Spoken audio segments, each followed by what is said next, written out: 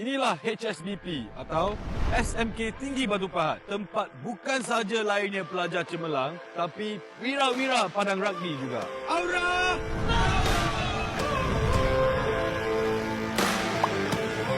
Di tengah-tengah bandar Batu Pahat berdiri megah sebuah institusi pendidikan yang menjadi simbol kecemerlangan sejak lebih 1 abad.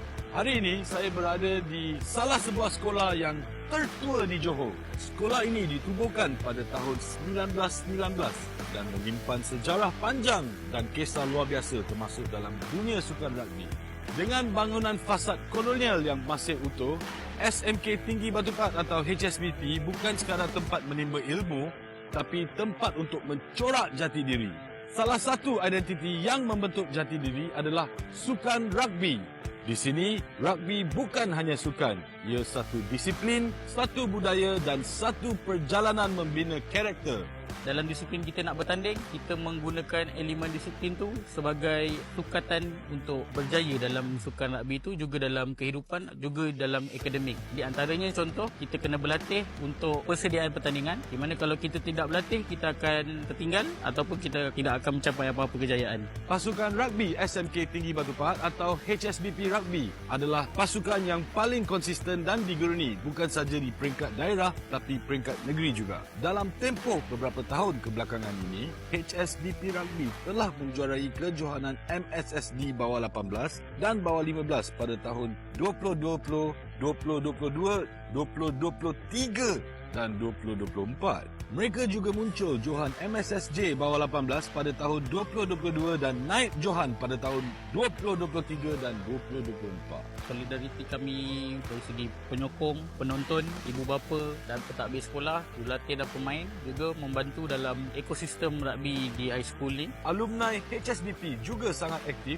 bukan sekadar dalam menyokong pembangunan rugby, tetapi turut membantu dari aspek pendidikan dan kebajikan pelajar. Jadi itu membantu sangat dalam perkembangan karakter anak murid saya dan pemain saya. Dan seterusnya setiakawan nampak dari segi kerjasama antara pemain, antara jurulatih, antara warga sekolah dan juga ibu bapa membantu dalam proses perkembangan sukan dan pembangunan sukan di High School Batu Pahat.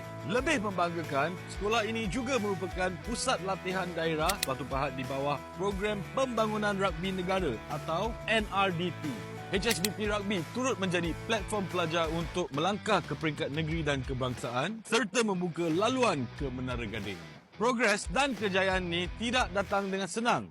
Ia merupakan sumbangan daripada pelbagai pihak iaitu ibu bapa, guru, pentadbir sekolah, pejabat pendidikan daerah, Jabatan Pendidikan Negeri Johor, Johor Rugby Union, Kementerian Pendidikan Malaysia dan Majlis Sukan Negara.